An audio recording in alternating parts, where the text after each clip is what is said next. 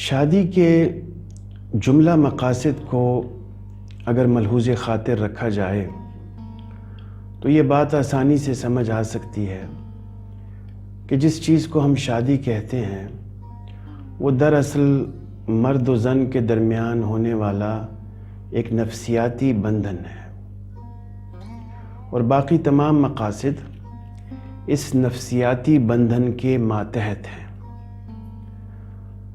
دو جسم ایک جان کو عصر حاضر میں دو جسم ایک ذہن کے طور پر لینا چاہیے۔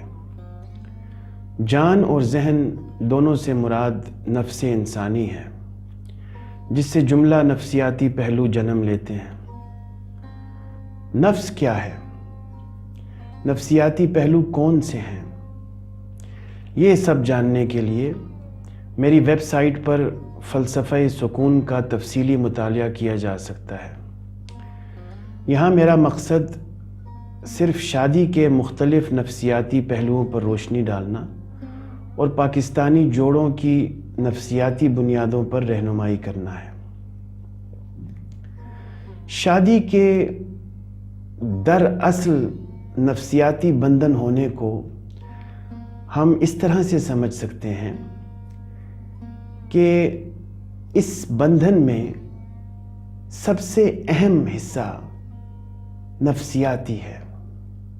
اس تعلق کا سب سے اہم جزء نفسیاتی ہے، اور اس تعلق کے سماجی اجزاء، جذباتی اجزاء، مذہبی اجزاء اور جنسی اجزاء نفسیاتی بندھن کے بعد ثانوی حیثیت رکھتے ہیں۔ مرد و زن کے درمیان شادی کا بندھن ایک نفسیاتی بندھن ہے، مینٹل انڈرسٹینڈنگ ہے۔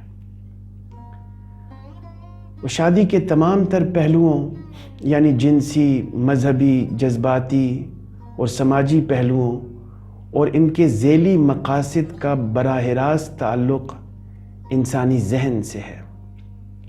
شادی کو قبول کرنے کے فیصلے سے لے کر شادی کو ختم کرنے کے فیصلے تک اور اس دوران آنے والے تمام حالات و واقعات میں یہ ذہن ہی ہے جو اپنے فیصلے کرتا ہے۔ نیت بھی ذہن ہی کا ایک شعبہ ہے، اور خرچ کرنے کے ارادے بھی ذہن ہی سے پھوٹتے ہیں۔ لہٰذا یہ کہنا حق بجانب ہے کہ میاں بیوی میں اصل تعلق ایک ذہن کا دوسرے ذہن سے ہوتا ہے، اور باقی تمام پہلو اذہان کے ماتحت ہوتے ہیں۔ شادی کی کامیابی کا انحصار بنا بری دراصل ذہن پر ہی ہوتا ہے۔ ذہنی سوچ اگر مثبت ہو تو شادی کامیاب ہوتی ہے، اور اگر ذہنی سوچ متذبذب یا مضطرب ہو تو شادی ناکام ہو جاتی ہے۔ کسی شادی کی کامیابی میں یہ سارے پہلو اپنا اپنا کردار ادا کرتے ہیں۔ نفسیاتی مشاورت کے سلسلے میں میرے پاس اکثر ایسے شادی شدہ جوڑے تشریف لاتے ہیں جو اپنی شادی اور ایک دوسرے سے مطمئن نہیں ہوتے۔ اس سلسلے میں میں انہیں مفت رہنمائی دیتا ہوں۔ یہاں انتہائی اختصار کے ساتھ کچھ سائنسی معلومات اور سائنسی حقائق کو بنیاد بنا کر کچھ ایسی تجاویز مرتب کرنا چاہتا ہوں جن پر عمل پیرا ہو کر شادی شدہ افراد اپنی شادی شدہ زندگیوں سے مطمئن ہو سکیں اور ان کی شادیاں کامیاب قرار پائیں۔ اب سب سے پہلے بات کرتے ہیں شادی بحیثیت ایک مذہبی بندھن۔ میاں بیوی کا مذہب اگر ایک ہی ہو تو بہتر ہے۔ اس سے مراد یہ ہے کہ ان دونوں کے مذہبی عقائد میں تضاد ان کی شادی شدہ زندگی میں مشکلات کا باعث بن سکتا ہے۔ میاں بیوی دونوں کو چاہیے کہ اپنے مذہب میں شادی سے متعلقہ حقوق و فرائض کو اچھی طرح سمجھیں اور اپنے عقائد کو اپنے مستند مذہبی عقائد کے مطابق رکھیں۔ شادی سے متعلقہ ہمارے مذہبی عقائد اکثر مذہبی نہیں بلکہ معاشرتی ہوتے ہیں، اور ہم اپنی کم علمی کی بنیاد پر انہیں مذہبی سمجھنے لگتے ہیں۔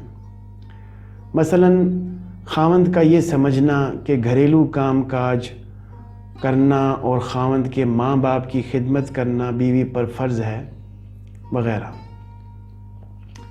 اسی طرح ہمیں اولاد میں وقفے اور میاں بیوی کے درمیان مذہبی طور پر جائز و ناجائز جنسی تعلقات کے بارے میں بھی مستند معلومات نہیں ہوتی، جس کی وجہ سے ہمارے خیالات اور نظریات میں ٹکراؤ آ سکتا ہے، جو کسی بڑی پریشانی کا باعث بن سکتا ہے۔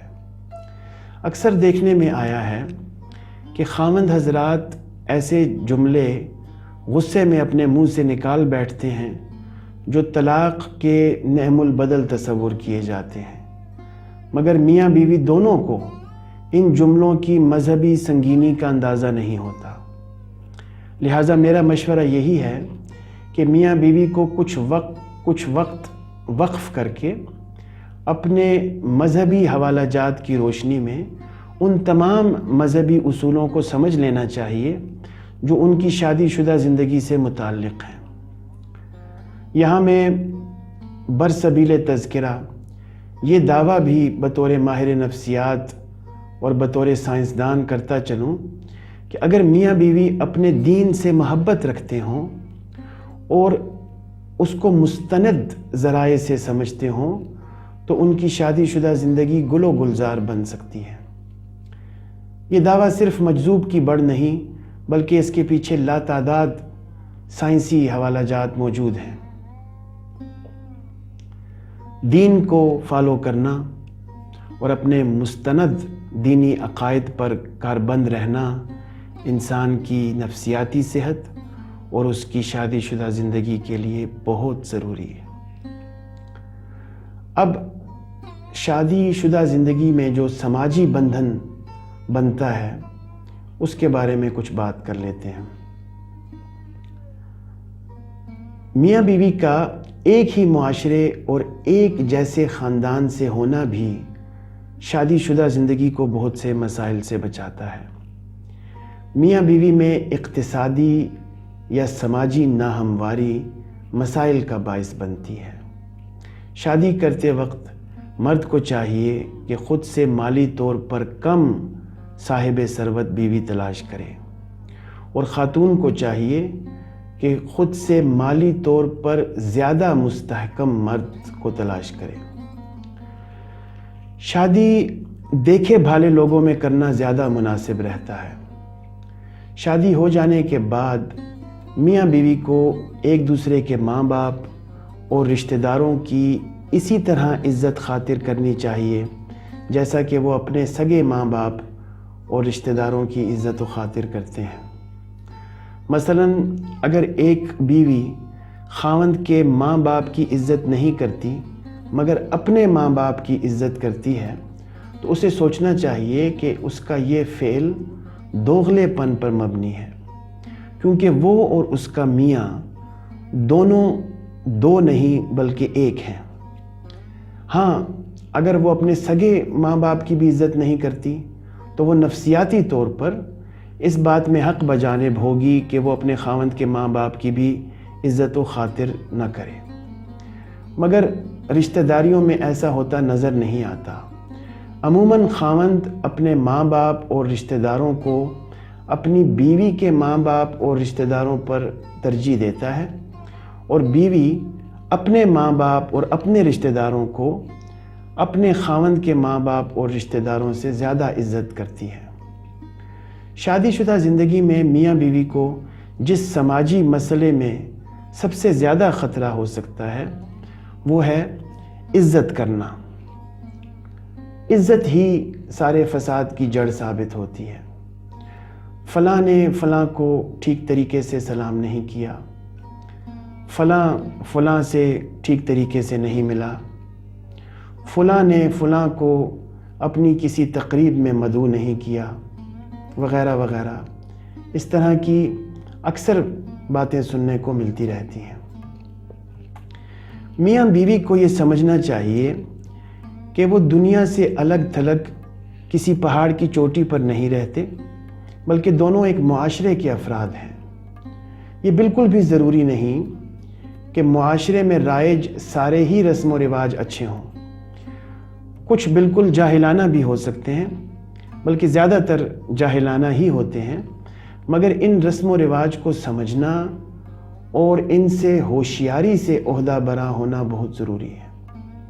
اگر میاں بیوی اپنے معاشرے میں خود کو انفٹ محسوس کرتے ہیں تو انہیں چاہیے کہ کسی دوسرے بہتر معاشرے میں جا بسیں، اور اگر ایسا نہ ہو سکے تو چالاکی اور ہوشیاری سے سماجی رسم و رواج سے نپٹیں۔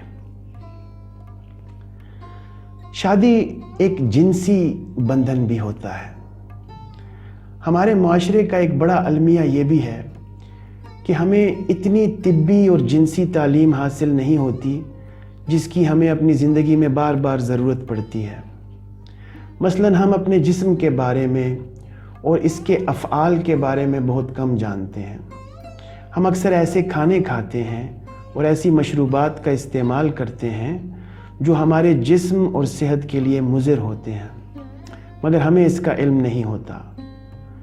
مغربی معاشروں کے برعکس ہمارے معاشرے میں شادی مرد اور عورت کے لیے ایک بالکل نیا تجربہ ہوتی ہے۔ دنیا کا سب سے مشکل کام بچوں کی پرورش کرنا ہے، اور ہم یہ انتہائی مشکل کام بھی بغیر کسی علمی رہنمائی کے تجرباتی بنیادوں پر کرتے ہیں، اپنی غلطیوں سے سیکھتے رہتے ہیں۔ اسی طرح جنسی معاملات میں بھی ہمارا علم انتہائی محدود ہوتا ہے۔ چونکہ یہاں میرا ارادہ مکمل سائنسی جنسی معلومات پیش کرنے کا نہیں، لہٰذا میں میاں بیوی کے لیے صرف ایک اصول بتانے پر اکتفا کروں گا جس پر عمل درآمد کر کے وہ جنسی مشکلات سے بچ سکتے ہیں اور جنسی تسکین پا سکتے ہیں۔ وہ ایک اصول ہے ایک دوسرے سے کھل کر بات چیت کرنا۔ ایک دوسرے سے کھل کر بات چیت کرنا۔ میری تحقیقات اور روزمرہ مشاہدات نے یہ ثابت کیا ہے کہ پاکستان میں میاں بیوی کے درمیان جنسی کشیدگی اور جنسی عدم تسکین کی سب سے بڑی وجہ شرم ہے۔ میاں بیوی کو اس سلسلے میں دین کی طرف رجوع کرنا چاہیے اور اس شرم کو دین کے مستند اصولوں کی روشنی میں ختم کر دینا چاہیے۔ یہ بات سمجھنا بہت ضروری ہے کہ اس شرم کی بنیاد دین ہرگز نہیں، بلکہ ہماری معاشرتی اور خود ساختہ اخلاقی روایات ہیں۔ میری تحقیق سے ثابت ہوا ہے کہ پاکستان میں خاوند جو باتیں کھل کر اپنے دوستوں سے کر پاتا ہے وہ اپنی ہی بیوی سے شرم کے مارے نہیں کر پاتا۔ بیوی کی حالت اور بھی نازک ہے۔ وہ نہ تو اپنے جنسی مسائل میں اپنے خاوند کو شریک کر پاتی ہے اور نہ ہی سہیلیوں کو۔ میری تحقیق سے ایک خوش آئند بات یہ بھی پتہ چلی ہے کہ پاکستان میں خاوند اور بیوی دونوں ایک دوسرے سے جنسی مسائل اور موضوعات پر بات چیت کرنے کی خواہش ضرور رکھتے ہیں، مگر شرم کے مارے کر نہیں پاتے۔ میاں بیوی کے لیے یہ سمجھنا انتہائی ضروری ہے کہ ان دونوں میں کوئی شرم نہیں ہونی چاہیے۔ اس سلسلے میں مزید رہنمائی ہمیں اپنے دین سے لینی چاہیے، جس نے ان موضوعات کو سائنس سے بھی بہتر طور پر بتا رکھا ہے۔ شادی میاں بیوی کے درمیان ایک جذباتی بندھن بھی ہوتا ہے۔ شادی محبت کی ہو یا غیر محبت کی، شادی کے بعد میاں بیوی کا ایک دوسرے سے محبت کرنا اور جذباتی طور پر ایک دوسرے سے وابستہ رہنا بہت ضروری ہے۔ محبت پیدا کرنے اور اسے بڑھانے کے لیے بھی اگر کوئی ایک اصول واضح کرنا پڑے تو میں پھر یہی کہوں گا کہ ایک دوسرے سے کھل کر بات چیت کرنا، ایک دوسرے سے ہر موضوع پر کھل کر بات چیت کرنا۔ میاں بیوی کو چاہیے کہ ایک دوسرے کی ہر معاملے میں پسند ناپسند کو سمجھیں اور دونوں ایک دوسرے کی خوشنودی کے متلاشی رہیں۔ میاں بیوی کے لیے یہ سمجھ لینا انتہائی ضروری ہے کہ اب وہ دو ہرگز نہیں بلکہ ایک ہیں۔ اس اکائی کو سمجھنے سے بہت سے مسائل سے بچا جا سکتا ہے۔ مسائل اس وقت جنم لینا شروع ہوتے ہیں جب میں اور تم کہہ کر بات چیت شروع ہوتی ہے۔ مثلا میں نے تمہیں یہ کرنے کا کہا تھا، تم نے کیا کیا، تم سے یہ غلطی کیوں ہوئی، تم میری بات سمجھو، وغیرہ وغیرہ۔ میاں بیوی کو ہم کا لفظ بکثرت استعمال کرنا چاہیے اور یہ پلو سے باندھ لینا چاہیے کہ وہ دینی، سماجی، قانونی، نفسیاتی اور ہر طرح سے اب ایک ہو چکے ہیں۔ ان کو دوئی ختم کر کے اکائی پر توجہ دینی چاہیے۔ اسی کو جذباتی وابستگی کہتے ہیں۔ میاں بیوی کو چاہیے کہ حتی المقدور ایک دوسرے کے ساتھ ساتھ رہیں، ایک دوسرے کے ساتھ وقت گزاریں، اور اگر انہیں کسی کام سے کسی ایک کو چھوڑ کر کہیں جانا پڑے تو وقتاً فوقتاً ایک دوسرے کے حال احوال کی خبر لیتے رہیں اور جذباتی تعلق کو زیادہ دیر تک منقطع نہ ہونے دیں۔ یہاں میں یہ بھی بتاتا چلوں کہ میاں بیوی دونوں کے ساتھ ایک ایک شیطان بھی ان کی زندگی میں شامل ہے جو ان کے درمیان فاصلے پیدا کرنے کا خواہاں ہے۔ اس کھلے دشمن کا دھیان رکھنا بھی بہت ضروری ہے۔ اکثر یہ سننے کو ملتا ہے کہ ہم پر کسی نے جادو کروا دیا ہے۔ اس قسم کے عقائد کے بجائے ہمیں دوسروں کے کرائے ہوئے جادو کو چھوڑ کر اپنے اپنے شیطان کو قابو میں رکھنا چاہیے۔ اس گفتگو سے یہ نتیجہ نکلتا ہے کہ شادی دراصل ایک ذہن کا دوسرے ذہن کے ساتھ تعلق ہے اور ان دونوں اذہان کا ایک جیسا سوچنا شادی کی کامیابی کے لیے ضروری ہے۔ اس کے بعد خاطر خواہ اور مستند دینی تعلیم شادی سے مربوط بہت سے مسائل سے بچنے میں مدد فراہم کرتی ہے۔ میاں بیوی کو ایک دوسرے کے رشتہ داروں کی ویسی ہی عزت کرنی چاہیے جیسی کہ وہ اپنے رشتہ داروں کی کرتے ہیں۔ جنسی معاملات اور مسائل پر میاں بیوی کو ایک دوسرے سے بغیر کسی شرم کے کھل کر بات چیت کرنی چاہیے اور میاں بیوی دونوں کو یہ طے کر لینا چاہیے کہ وہ دو ہرگز نہیں بلکہ صرف ایک ہے۔